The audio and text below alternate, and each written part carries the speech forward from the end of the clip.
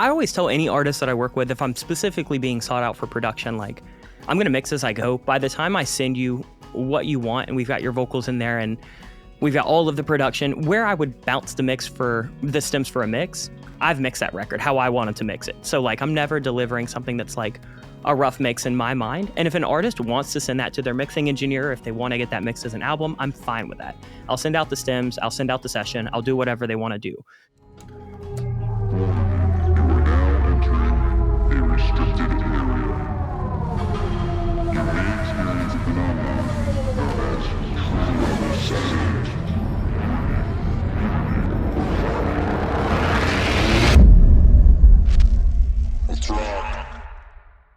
Hello, everyone, and welcome to Season 4 of The Record Process.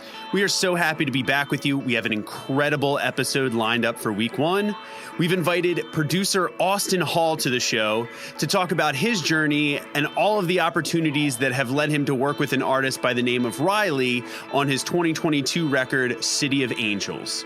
We talk a lot about Austin's journey in building his community from the ground up and shifting from the world of hardcore and metal music to pop music production, and ultimately the formation of his MAKEPOPMUSIC group, which has grown immensely over the last couple years. We talk a lot about what it was like for him to meet and ultimately gain the trust of an artist like Riley, and the unique remote collaborative process that went into the making of City of Angels.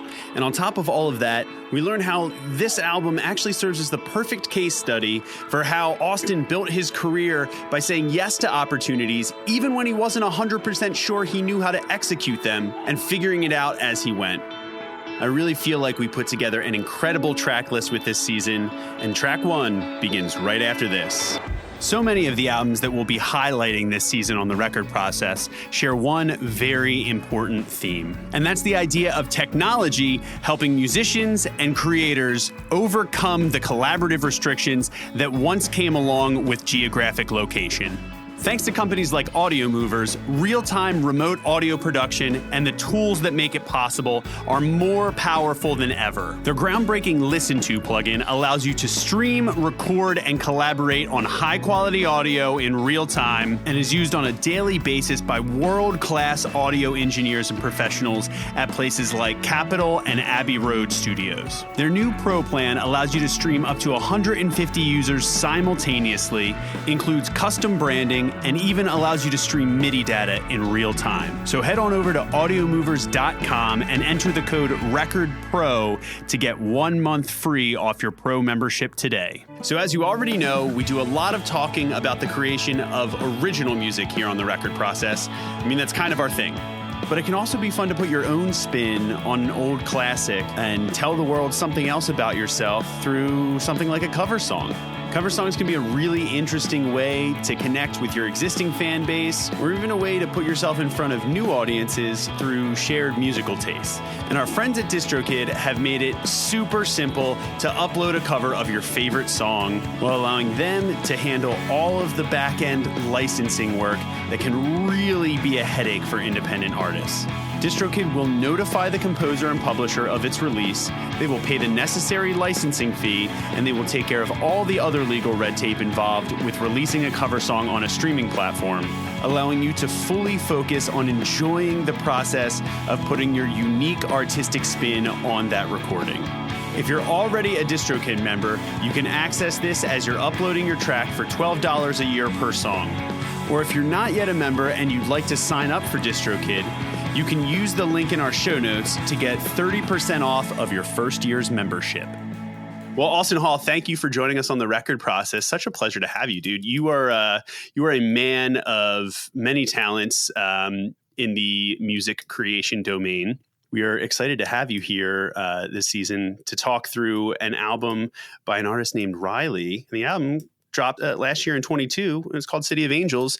A lot of great stuff on there. Very cool, vibe forward, like R&B kind of hip hop style stuff. Sounds great, obviously. Thank you. And you had a heavy hand in a lot of the tracks on that, right? And working with him and collaborating on bringing that whole piece to the surface. So we want to jump way into the nuts and bolts of all that. But before we do, I'd love if you want to just take a beat, and for any of our record process listeners that might not be familiar with you as a producer or what you do on your channels, you've created quite a community around the music making space, especially in the pop domain. I'd love if you just want to kind of explain that origin story and how, kind of setting the stage for collaborations with artists like Riley. Yeah, sure. Well, first of all, thank you guys so much for having me. I appreciate the time.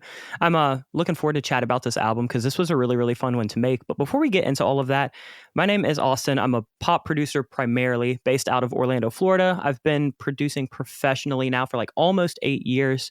I think the story is probably going to be similar with you guys and with a bunch of the listeners of this podcast of, I was in like a post-hardcore metal band in high school. We were recording demos a lot, and like it just gets really expensive for high school kids to be in and out of the studio all the time, especially if you're not releasing them. So I kind of just learned production on my own just to kind of like facilitate writing with that band, which I'm sure is most of the listeners on here. And then after a little while, just got like a little bit burnt out of the rock and metal scene that I had kind of only known as a musician. And so I started transitioning over to like R&B and pop and hip hop. And like, I'm sure as you guys know, and I know that y'all have talked to some people, like I know you've had Cam on here from Chango. It's like when I was in the rock and the metal scene, it was so great to have all these communities and have all these like networks, and you could find drum sample packs that were on your favorite records. And I love that. That was like a huge thing for me getting started just off the internet. But then when I transitioned to pop, there really was nothing like that whatsoever. It was like super, almost like gatekept. It was just like Benny Blanco, Max Martin, and Dr. Luke were basically doing everything. And other than that, you just like didn't talk about pop music. Yeah. And so, I was like a nobody in the pop scene. I was like still making demos on my own, but I just wanted a community to like share records, get feedback, share cool stories, pretty much like the Joey Sturgis group, the Chango group, all of the, gear groups.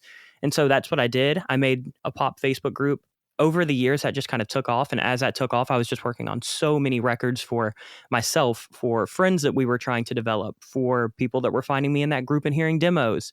And, flash forward, after that was going on for a couple years, people started wanting the samples. So I would make those, and people would want tutorials. So we'd figure out how to make those. And it was really just kind of like a learn as you go process. So having the Facebook group and having the website and having the YouTube channel, all going alongside of me kind of learning my own production skills and working with different artists has been a really cool parallel, because I kind of will learn something and in real time show that in practicality. So, I'll pick up a new technique for a record that I'm working on, and then I'll make a YouTube video on it so other people can learn it. Or we will, make some post in the Facebook about some new kind of gear that I just found out about. And I think that having that kind of unusual dynamic of me always trying to be like a student of the game while also trying to spread the word just about cool things has been really, really nice for us, kind of developing basically a community-based brand before anything. And then after doing that for a while, I did start working on bigger records. I started building up a portfolio. I've been a freelance producer now without a label or a publisher for like 7 years. And so it's just been cool. Like, as it goes, you get one client, then you get 5, then you get 10, then you get 100. And along that way, every project that I would work on would also give me a cool little nugget to share with people. So, hey, here's this cool vocal effect I did on this. Let's make a tutorial on it. Here's some drum sounds that I made for this genre that I did a lot. Let's sell a sample pack with that. And it's all been very community based. So we only make, videos and samples and things like that people actively ask for. And then on the side, I'm only working on music that I actively want to work on. So it's been really cool to kind of like feed my own creative endeavors and get to help people with whatever they want. So that's kind of been the process up to now. Now our time is split pretty evenly between making YouTube videos, making new products like sample packs, courses, preset packs. And then I'm still doing a bunch of production on the side. But, as make pop music as a business gets more passive, it gives me more time to work on projects like we're going to talk about today with like Riley's project, where it's not so much of, fill out the form on my website. This is going to be a fast, quick kind of freelance project that we get in, we get out, and it was really, really great. This is like a long-term kind of like development thing. And that's really what I'm trying to do going forward. And that's something that me and Riley have kind of worked on a lot over like the past year and a half. Yeah.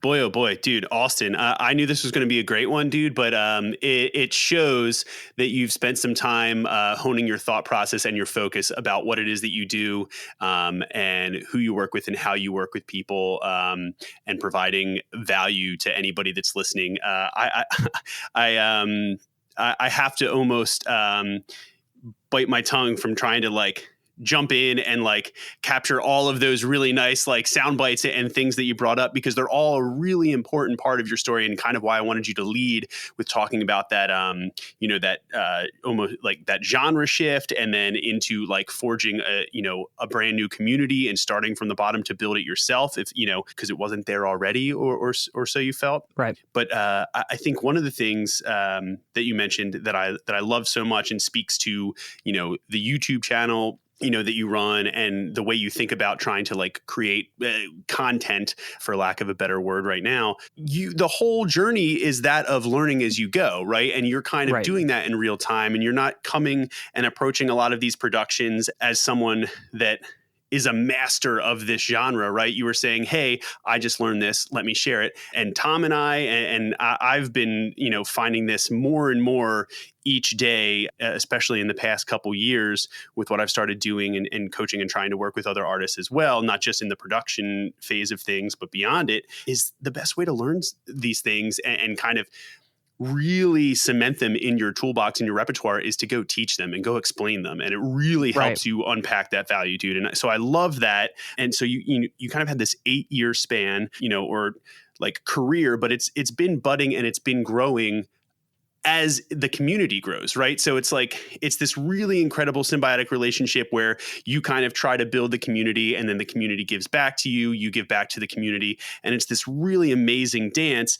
And I think, I also wanted to draw a thing. So you mentioned like, you mentioned Cam and coming out of that kind of like metalcore scene world, right? Very like rock heavy focused. And what I love about that, and what I think Tom and I share as well, and even with my band coming up in that kind of DIY hardcore punk scene, right, is there's kind of a initiative or like call to action where, well, no venue will book us. Let us go create our own show. Let us go create our own space, our own network of people that will come fill out a VFW hall, right? And you effectively took that mindset and mentality and put it into a production career, right? And put it into, onto the internet overall, but then also into like this whole ideology of reaching out and trying to find other people that were curious, that you could learn from, that were looking for a way to learn. So I think there's such an incredible parallel in that.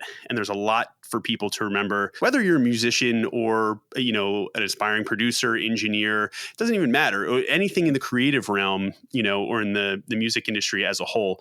I think that's such an incredible thing to remember, dude. So that kind of brings you to a point where, getting deep in that career and having done that, you've started to work with some artists, right? You've started to develop some material, but you were also, on your own developing, you weren't just waiting for someone to kind of call you on the phone or, contact you through your website. You were also probably filling the time before you got real busy, right, honing the craft, so to speak, like you were making shit, right? So, that kind of, comes to a point where I think a lot of people are, sit back and be like, they might have that, I believe I can do this, but they're just like, yeah, just the second someone gives me the green light and like, hits me up, I'm going to show everybody. But then they just sit around and wait, right?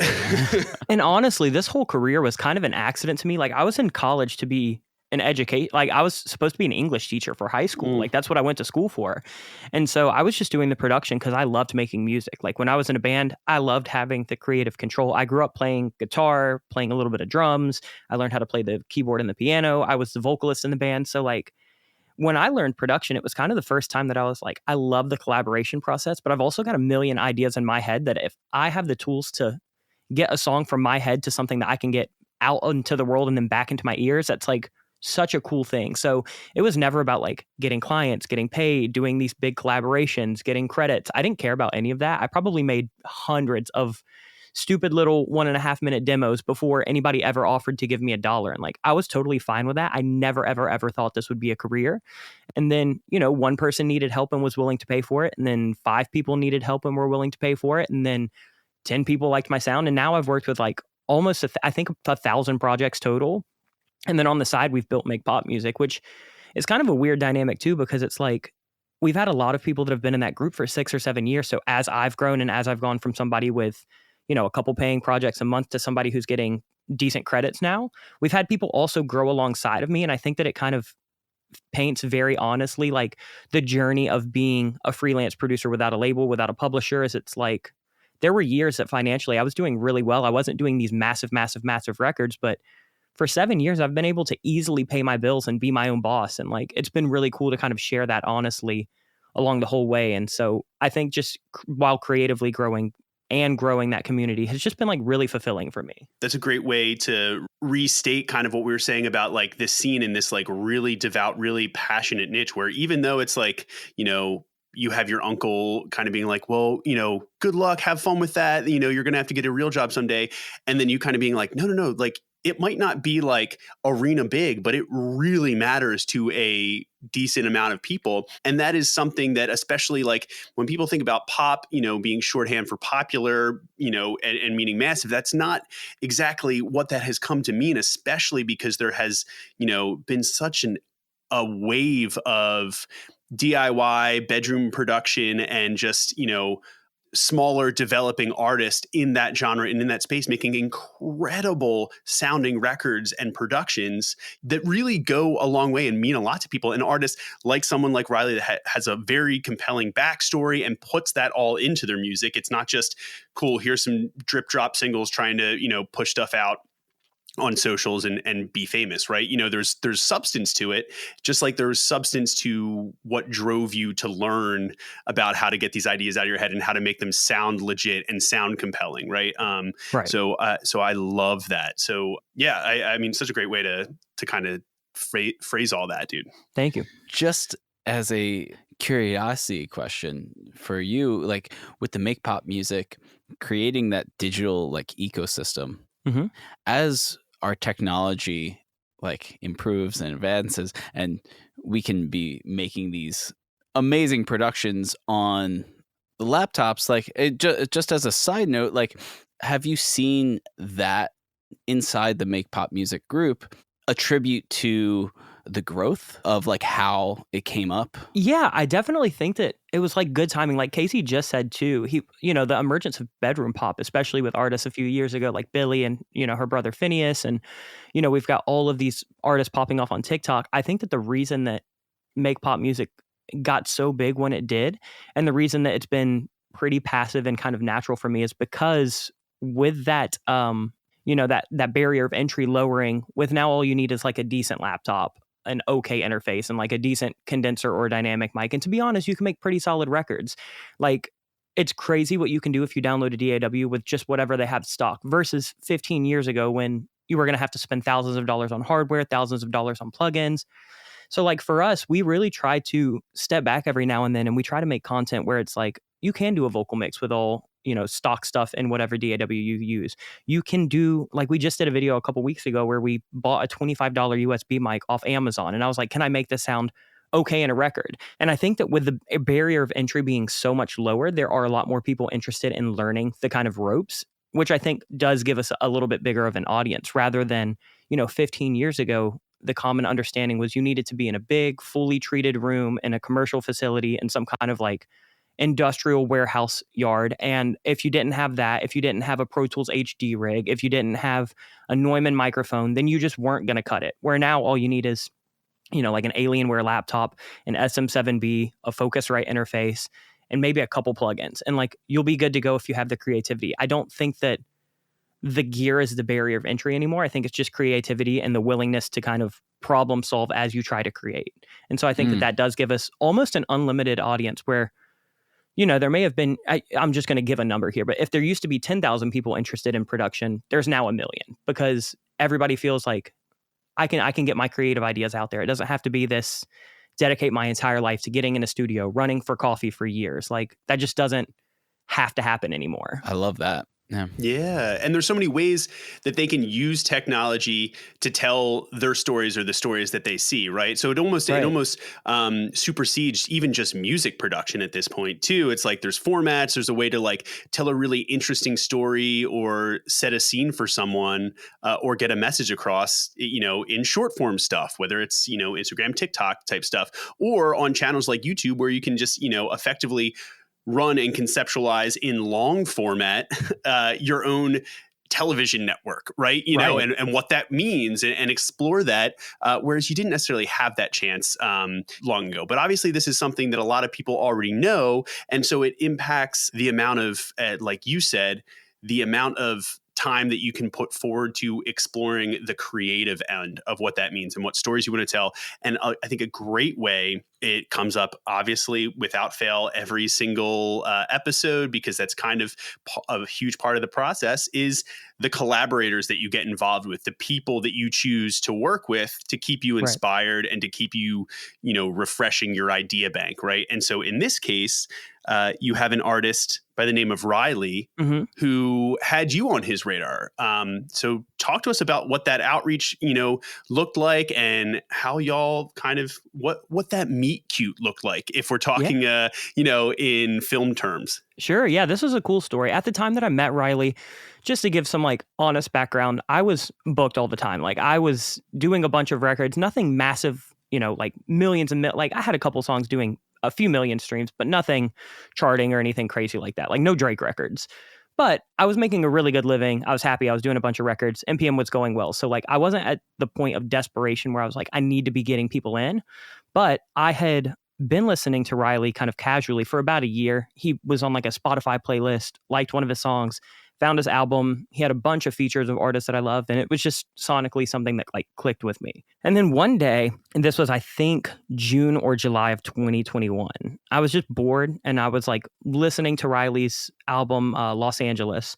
And I was like, let me make something like this. This is like kind of up my alley. It's like hip hop meets 80s kind of synth pop meets this kind of like dark pop R&B kind of vibe. And I was like, this is cool. This is something that I could see myself making. I had never talked to Riley, never met him. I followed him on Instagram, but I didn't really have any mutuals that I like knew of. But I just made something and I literally titled it like Riley type beat. And I was just like, that's not something I really ever do. I don't have songs sitting on my hard drive.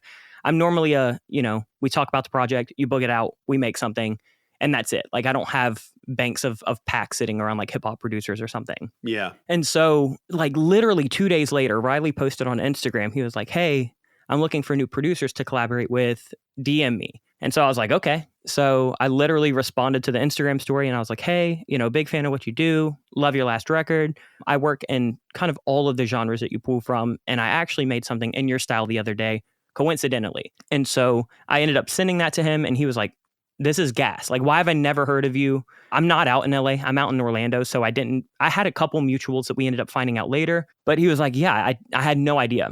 So I sent that to him. He wrote on that. He was like, do you have anything else? I did find a couple things that I had sitting, made a couple more, sent those to him, wrote over all of them. Fast forward, like maybe a month later, he's like, hey, can we hop on a call? I want to get, my manager on the phone. I want to talk about doing a few songs for the deluxe re-release of his album Los Angeles, which was how I found him. Because he released that right before COVID. So he didn't get to tour it. He didn't get to really promote it, nothing. And so he was like, yeah, we want to do a deluxe re-release. We want to do 3 new songs and I want you to do all of them. And I was like, okay, cool. Like, that's great for me. That's a really great album that I loved before I had met him. The album has collaborations like Lil Aaron and Black Bear that are 2 artists that I love. I was like, yeah, I'd love to have my name on that project. So we did 3 songs for that. We did a song called Your Ghost. We did a song called The Rest of Me. And we did a song called It Feels Like I'm Dying, where we featured West Period. So we got all of those done. And then after that, we were already working on like a bunch of other stuff anyway. He's like, I've been in album mode. I've got 5 songs that I did with a couple producers 6 months ago in LA. I want to do 5 more and kind of finish this out.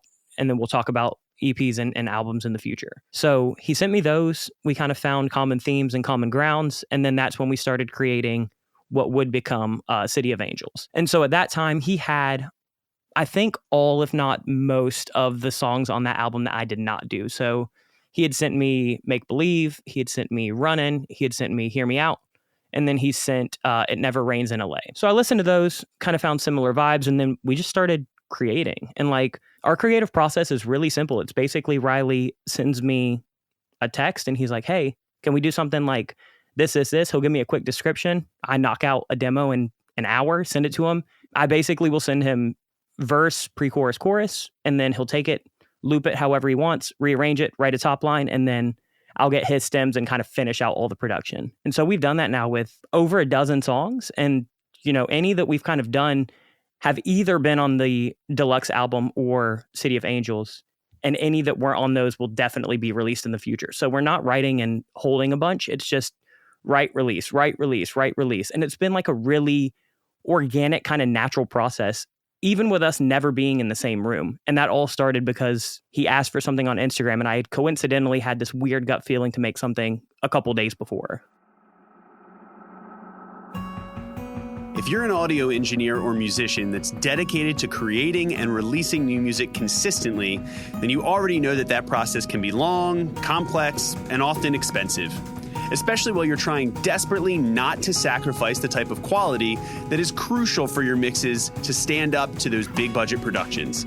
Producer and friend of the record process, Jay Moss, has reimagined these roadblocks to quality that plague us all.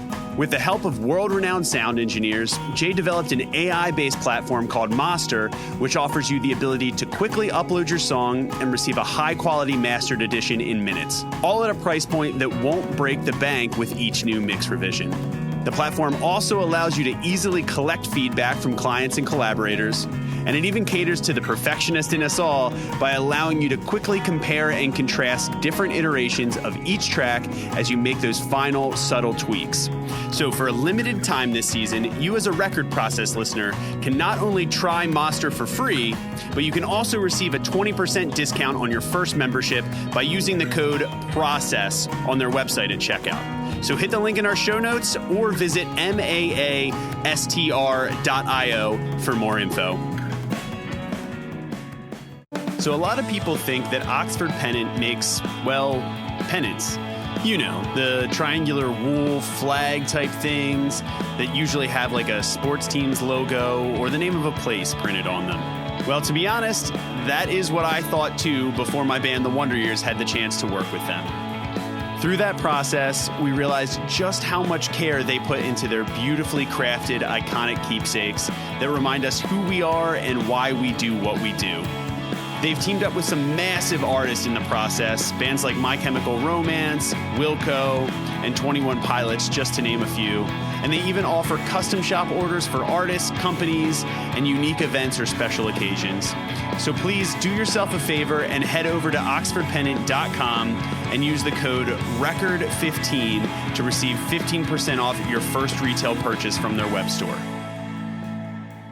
Well, you know what's funny about both your process with your involvement on City of Angels and also even before you started working together and what actually, you know, kind of felt like it sealed the deal and made it feel serendipitous is the fact that both times you were actually being organically inspired by his material. You know what I mean? By his creative taste that he had already put out into the world. You know what I mean? So that beat that you kind of made was only came about because an artist like him was already on your radar, you know, and hit something inside you that said, hey, this is a cool vibe. I love this vibe. I love what, you know, this person is doing, this artist is doing. Let me run with it. And what would that feel like if I took a stab at something like that? So then it seemed like a no-brainer when you reached out. You then also already like had something, a piece which you were newly inspired about in that time frame, right? You know, to send him, which was also, you know, in part inspired by some of the stuff that he had already put into the universe. So it almost felt like the very like secret-esque ideal of like, put it out into the universe and it'll pull things forward you. It's like, that's actually kind of what happened. So of course he dug what you were doing. You know, there was already a bit of that. You weren't on his radar, but that's why he was like, how could you not be on my radar? You're knocking stuff out of the park that seems like it's made for me and my exact taste as an artist. And then when you got into the, you know, the next record and putting that together, he already had half that record for you to get start. That's usually sometimes the hardest part is unpacking, hey, where do you see this album going? You know, where are we going to like kind of push the walls of your sound? You know, like what leaps do you want to take or what ideas do you already have? Well, in this case, there was already a path of dots that you could kind of trace to be like, all right, where do we fill in the gaps? What are you not doing with these songs? You know, like what what are you liking about these songs? And you already had another full list of his preferences as an artist, songs that he'd already signed off on creatively. And that's sometimes the hardest thing, because there's never really a shorthand for creativity and experimental process, except for when you're a producer. Right. He had already answered a lot of those questions that you're going to ask as a producer, right? With those songs on the album. So that must have been a big help, huh? Yeah. And it's such a cool kind of like interesting dynamic of, I've met Riley in person a few times now, but we've never worked together in person. It's all been remote, as has most of my professional career. But then also this album, if we're talking about City of Angels, the 5 songs that he had were produced by producers that I've never met and never talked to. So he had worked with a producer named Wakayo. He had worked with a producer named Bluff. And there's a couple others on the album that I'm probably forgetting. But it's such a weird kind of creative exercise to say, okay, there are 3 or 4 producers. Also, Riley does some of his own production. So there are several producers that each did a song or 2. And now I have to come on and I have to do 5 songs, 5 or 6 songs, which is like essentially half the record. And I'm doing those at a way later time. And so when he sent them, Riley's definitely like a conceptual writer. Like he knew what City of Angels wanted to be about because he knew what Los Angeles and the deluxe version of Los Angeles were about. So he kind of had a theme and a story. And he was like, we have a lot of middle pieces, but we don't have beginnings and we don't have ends. So if I read the track list right here, the album is Did I Wake Up in Heaven or Hell? That's just like a 1.5-minute intro. That was the last thing we did for the entire album. So the intro came absolutely last. And then that is actually a seamless transition into Montclair, which was one of the singles from the album, which was one of the last songs that we wrote for the album. It was kind of like a last ditch, like, hey, I've got this. I made this last night. It's right up your alley. Do you want to do something with it? And that ended up becoming our favorite one that we've collaborated on, that we've released together. So song 1 and song 2 were actually the last songs out of this 11-song album that really got made. Call It What You Want was a single that he did, I believe, with Wakayo before I even hit him up on Instagram. Proud of Me with Mark E. Basie is the 4th song on the record. That one was just like, he sent me a little guitar loop that he had, and then like a short 30-second top line that he had. And he was like, do whatever you want with this. Filled it out. He got Mark E. Basie on the track. That's song number 4. And then I don't have another song for a minute. So then we have Runnin', we have Hear Me Out, we have Make Believe, and we have Somebody New. So those songs and Call It What You Want were the ones that I knew he already had for the album, which is crazy because he was like, this is like the bulk of it, but this is not the story of the album. Like, this doesn't have the flow that I want to have for an album. And then we go into Margiela, It Never Rains in LA, which is a ballad that he already had, and then Crying in First Class. So it was kind of like this really unique experience of like, we've got a lot of meat and potatoes, but we need to turn this into something a little bit more conceptual. But to do that, I'm also not necessarily collaborating with the producers that had already contributed. So it was kind of like, how am I going to find a kind of collective voice for this album, for Riley as an artist, for Riley as a songwriter, and then for all of the collaborators, the features, the co-writers, anybody that stepped in.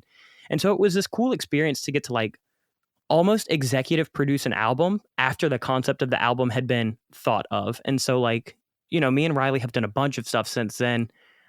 He likes to collaborate with as many people as possible. He's always in and out of writing sessions. But we just have this really cool kind of creative workflow and bond where like every time we write something, we know it's going to be good. We know it's going to get released. Like, I don't think he's ever cut vocals on an instrumental that I've sent and it has not been either released or planned for a future release. And that to me is like a treat as a producer. Like, if anybody who's listening knows this, when you're working with an artist, it is rare that you get the songs actually cut and released. It's like normally a 1 out of 10 chance. And for Riley, it's been like a 15 out of 15 for me. So we're batting 100 at this point. Yeah. And so it's just like such an easy creative flow.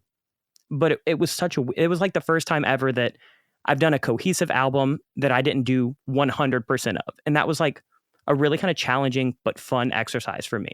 So much to unpack there, but especially about, in that genre, typically where so many artists are trying to really drive home the idea and what it means to collaborate and, do the like, okay, I had 1,000 producers on this album because it just had to, my next album had to sell. Shout out Popstar. If anybody, dude, you gotta love Popstar in doing what you do, right? Andy Samberg's a goat. Right, exactly. So, and also if anybody has not watched it, then you gotta know. Pause this episode, go watch it, come back. That'll make sense. But truly, like, especially, people like Riley that work with a bunch of producers, right? You're right. It's like your chances go down if you are collaborating on just a little idea of whether or not it's actually going to work. And that's how in a lot of the like songwriting camps, and it's a very LA kind of Nashville, New York, like get a bunch of talented people in a room. Maybe nothing sticks. Maybe, it's the biggest hit of next year. You never really know, but Right. You're always doing it every day. So your chances of the things that actually make it rise to the top get smaller. So that is it's a pretty healthy success rate for sure, which means that there's definitely something there. But I also wanted to double back on the phrase that you used, which is actually, interestingly enough, a phrase that I've started kind of recharacterizing my involvement with some projects that I work on that don't seem to fit into the perfect hat wearing space, because I always do want to go after something that really fits cohesively into the vision of an artist. And whether that means on an album, if it's one track on an album or an EP, or, a series or an album in the scope of that band's career. Right. Right. And it's kind of executive producing an album, not just working as a songwriter, not just working as a producer, and I think that actually this cross section of doing about half the record, but coming in after the fact and running all of those tracks to the finish line allows you to have this really special impact on it. Because obviously y'all are really proud of it and you're going to put everything you have to make, even if it's just one song or even if it's just a hook on a song, right? You want it to be as good as it can be. But this is kind of next level. And I think where the difference gets made when you have teams that are really running on the same level that can extend that kind of exponentially deep trust. You know what I mean? Where he can look to you to be like, hey, not only let's make an incredible song here, or I love this idea, I'm going to run with it, but also to be like, hey, how does it fit into play and what does it mean for the rest of the album? 100%. So I'm curious on that, talking and describing the collaborative process, and maybe it starts with an idea, you send off to him and, he gives you some feedback of like, yeah, it feels really good. I'm going to put a top line on it. Were there any times where, that's kind of speaking musically, right? Like sending stems back and forth, sending, little like production vignettes to test out. Sure. But he seems like someone that, from what you described, came with an idea of what he wanted this album to say thematically, right? And the story he wanted to tell and where he wanted to go with it as an artist. Were there any times at, almost having you, feel like you were starting to assume that executive producer role in a way? Were there any times that y'all were speaking non-musically and that you just kind of like said, hey, what do we want to say, in terms of tone, in terms of these ideas? Did he come to you with that stuff? Yeah, he did. And so like, this could have easily been one of those projects where I sent him that Instagram message and he cut that song and released it. And it was like a one and done single kind of thing. And I would have been totally fine with that. But just with communicating with him and with collaborating so often, we do have this kind of like mutual understanding of, what do you want to talk about in this song? What have you not talked about that you want to address? And so like, we've kind of worked in a few different workflows. We've definitely done the idea of like, I know his style in and out now. I know what he wants. I know what he's looking for. So I can easily cook up, a minute and a half kind of song starter, send that to him, and I know he's going to do something crazy with it. But we've also done where, he's proficient enough in production and in recording that he can get an idea. And those to me are really fun because by the time I get any creative say in it, he has already kind of said what he wants to say. So if he's doing that, he'll send it with, basically it's like one production stem and then like a demo vocal, but it's got a melody, it's got lyrics, and it's got a theme and a tone. So one of the first ones we did like that was Crying in First Class, which is the last song on his new album, City of Angels. But we did that song, we thought that song might have gone on the deluxe album of Los Angeles. And he basically sent me, it's like the sound that the song kind of starts with. It's basically just this like really plucky, like do do do do do do do, and it was just that, like pedaling on one note. And he had like sang the whole verse and chorus over it. So it was like a minute and a half of just one repetitive kind of pedal note with a whole top line on it. And I had the lyrics, I had the melody, I heard what he wanted to say. And that was cool because I was like, okay, now how do we produce this? Like, it's a pretty somber song. It's got this whole like plane motif. It's got this like travel motif. And so to me, that's really fun as a producer because I was like, how can we take some of those elements that Riley very clearly wanted to say? And how can we introduce that in a way that might be a little bit more creative than the average, like go-to person. So we took plane noises, like there's some percussion in that song that's like landing gears and plane dings. We've got overhead plane flight attendant calls. We've got jet noises. And then other than that, just like having that balance of figuring out like how big does he want this part to be? How small does he want this part to be? What are the dynamics? Because when I get a demo from Riley and I'm starting from his starting point, it's almost always just either a piano or a guitar or one little kind of synth loop. But typically there's never any kind of like drums or bass or variation between verse and chorus. So it's always really cool to kind of get to hear what he wants to say and then figure out how we're going to do that for something that now feels like a record and not just an idea. And so we've done that on a few songs. We did it with Crying in First Class. We did it with Prod of Me. He started with that guitar loop. And so those are always really fun. So that's like one way that we work. And then the other way is just like, hey, I made this specifically for you. Do you want it? If not, I can find somebody else that'll take it. Yeah. Dude, that's amazing. He's leaving you room, right? Yeah. Creatively. So good.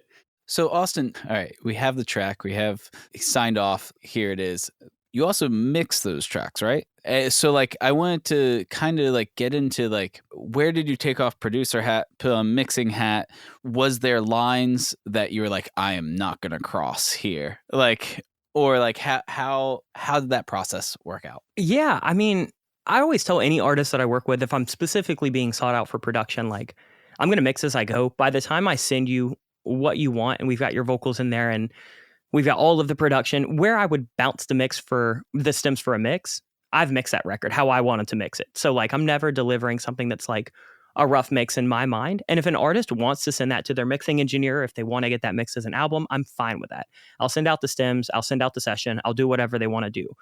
But other than that, I'm kind of a mix as I go person. So even by the time I send Riley the first draft after he sends me vocals, I've been mixing it.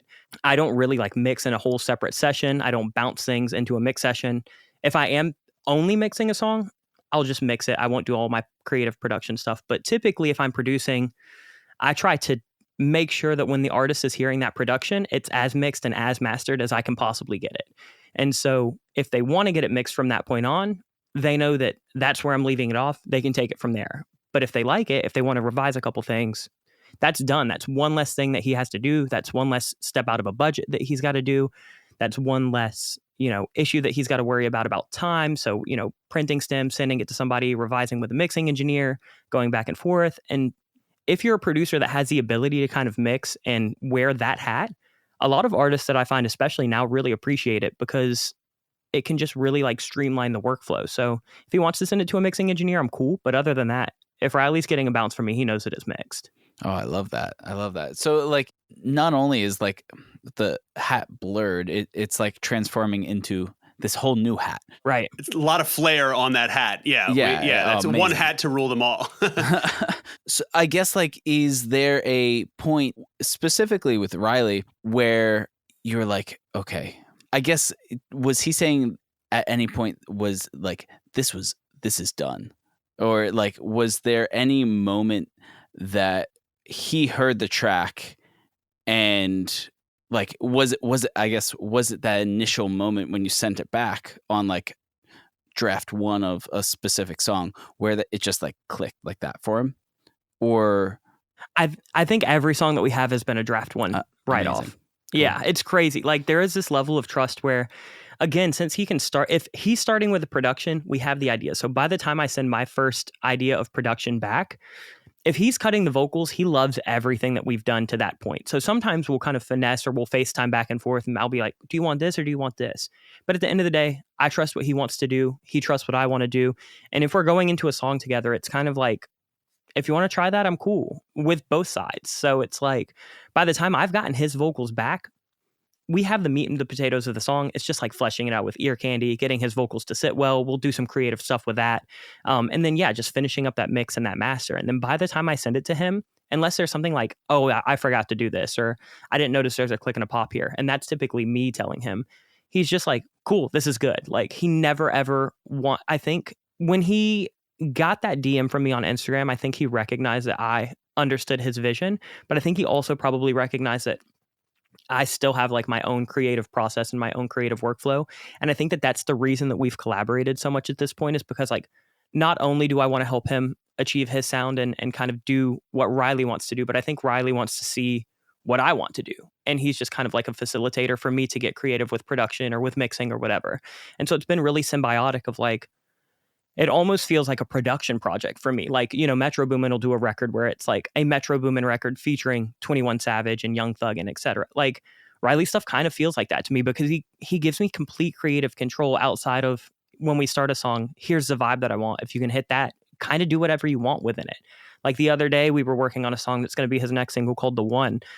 And he loved it as it was. And I was like, can we do a chopped and screwed outro? Like, it's not there right now, but like, are you cool with that before I dive in and do it? And he's like, whatever you want to do, like, try it out. And if I don't like it, I'll tell you. But if you want to do it, it's probably fire. Just do it. And I was like, okay, that's great. It's like literally all you could ever want when you're working with an artist. And I think having been an artist, it's all you could ever want when you're working with a producer. Is like, they're going to go the extra mile, give their creative input. They're not just a warm body kind of mixing knobs, dialing in serum patches. It's really collaborative. What a brilliant experience it sounds like for you. And also, you know, again, the fact that he is willing to extend that, it becomes a thing where he hands it off and says, now I want to see where you go. So you're constantly challenging each other, volleying it across the net, but then that allows you to keep expanding and evolving on your end as a producer, you know, conceptualizing these things, pulling in other unique elements. And you mentioned about kind of like stumbling onto and figuring out and learning some of these like little nuggets, I think you said, as you went. So then what nuggets came out of this album and your work on this album, you know, that you will then like take forward? Because it sounds like, you know, a lot of projects probably do this in some small way, but you got a lot of freedom here. And so much of the project is just trying stuff. What were some of the things that you came out with in the end with your work on this that, you know, you were like, I will take this, you know, with me through the rest of my career as a producer? Yeah, one of the biggest things I've gotten with collaborating with Riley is just the fact of like, sometimes less is more. Like, as a pop producer, I've always been kind of maximalist. I'll throw everything at it, see what sticks. And like, it's not uncommon that I've got tracks that are 150 to 200 tracks in my session. And so like with Riley's song though, specifically when we did Prod of Me and then when we did Montclair, they're both really small sessions. And like Prod of Me was a cool example because it's basically a hip hop song that's got pop vocals on it. Like, it's literally just a guitar loop. And then it is some hip hop drums. There is like an electric bass, there's an 808, and then there's a bunch of little ear candy and stuff. And so working with Riley, one of my things was like, let's make the song as simple as possible, and then we can make the production really interesting. So we don't need a million different melodies. We don't need a million different synth layers. Let's kind of get where if you were to play the song with a live band, it all makes sense. And then if I want to go in and I want to put these cool little effects everywhere, they're just special moments. They're not necessarily necessary to the actual structure of the song. So that was a really cool thing that I got to learn with him. And then, you know, just like when he sends me his vocal stems, he's got it going through like a C800, through an Apollo, through an LA2A. So like, you know, when I got his vocals at first, I was so used to getting kind of the standard artist vocal stem or vocal multi-track where I have to go in and I have to tune it. I have to compress it. I have to EQ the hell out of it. And very like raw. Yeah. Yeah. And when I get Riley's, they're tuned, they're ready to go. He's got all of his vocal production like printed with reverb. And so it's really been like a exercise in just trusting the artist. Like, if he's sending that to me, he likes it as it is. Like, yeah, I might do a little compression to get it to sit. Yeah, I might EQ a little bit of high mids out because after mastering, it's just a little bright. But other than that, like, if he's sending it, I trust him. And if I'm sending him something, he trusts me. And then other than that, every song will just have cool little production elements. So like, there's almost always a point in some song where either it's at the start or it's at the middle where he'll send me an idea. Like, he'll send me a Caroline Polachek song and he'll be like, this is a really cool effect. Like, do you know how to do this? And most of the time I do, but if I don't, I figure it out. And like, that's always been kind of my mantra with creating. And even the other day, I was having a conversation with my wife about this, about like, you can really successful people kind of have this almost like genetic factor of, if somebody asks you something, you're going to say yes and you're going to figure out how to do it, even if you didn't innately know how to do that when they asked. It's like the worst thing that happens is you do your best, you try to learn it, and then it's just not quite there. Right. And they move on to the next person. And, I think that I've gotten a lot of opportunities just by being like, yes, I'll figure it out. And then I do figure it out. And so that's always been really fun when, Riley will send me a song from an artist that I might not know and I have to figure out how to make a bass similar to that, or I have to figure out how to, transform a melody into something like that, or we're going to use these extended chords that I don't write in a lot.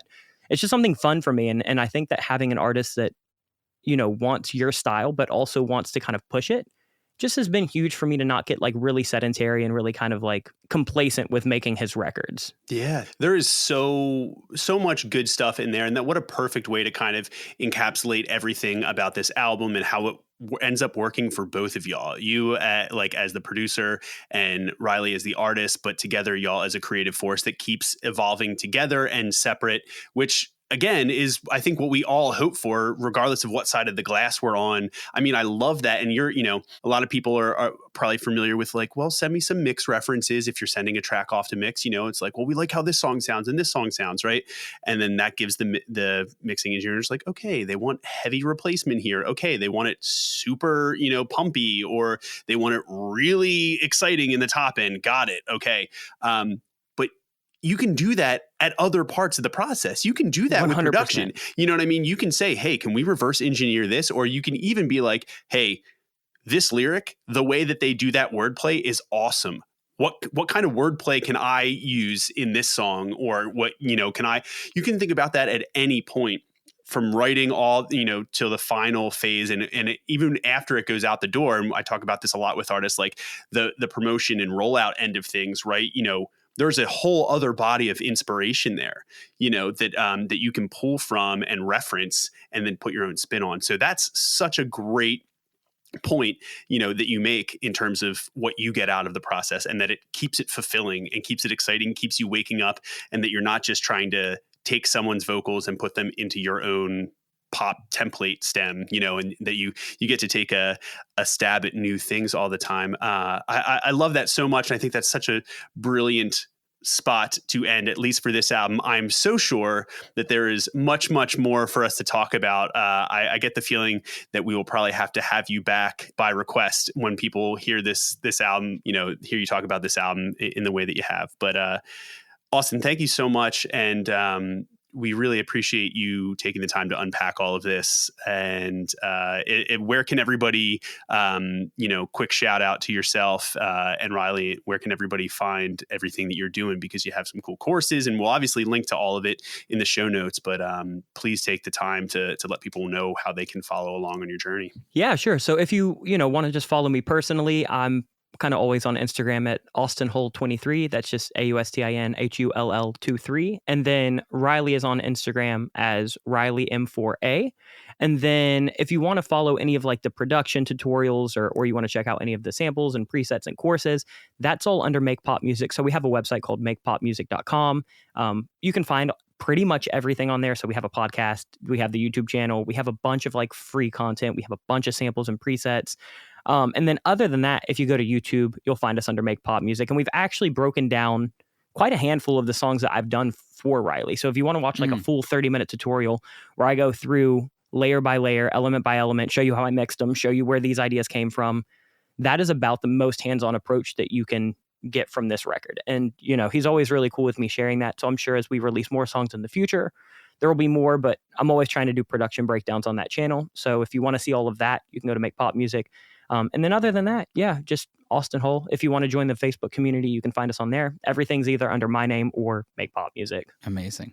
Yeah, it's a good hang. Go follow it. There's a lot of really cool stuff out there. And I just had the thought, I wonder if we can even, in the time leading up to releasing this, if we can even have you go back, just because I know you're set up to do a lot of this kind of like quick walkthrough stuff, maybe even have you take a snippet at a few of these things that you mentioned here as some exclusives to go along with this, or even just point to some of those specific videos and walkthroughs that you already have for people to find them would be really fun. But yes, go check all of that out. Austin Hull, thank you again, buddy. This is great. Thank you, Casey. Thank you, Tom. I appreciate you guys.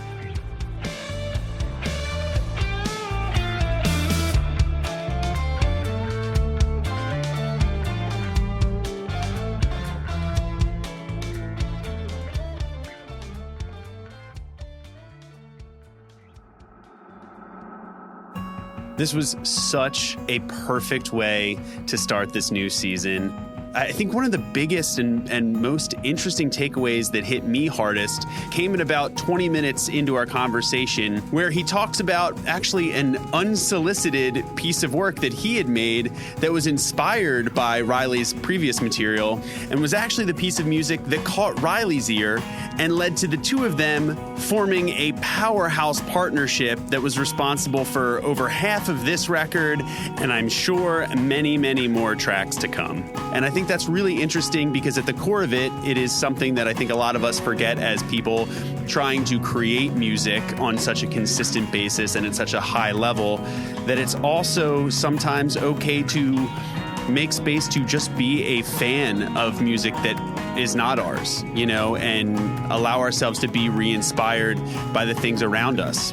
And that's why I thought I'd take a quick second here to share with you something that's been inspiring me, something that I've found really helpful for a lot of the artists that I work with, especially independent artists. It's a show called Creative Juice, and you can find it wherever you're listening to this podcast right now. Each episode offers a wide range of insights on how to reach new audiences with your music, grow the connection you have with your existing fan base, and even how to better monetize your career so you can keep making better music. So go check out Creative Juice at the link in our show notes. And if you enjoy it, remember to take a second to rate their show as well as this one. And we'll see you right back here next week on The Record.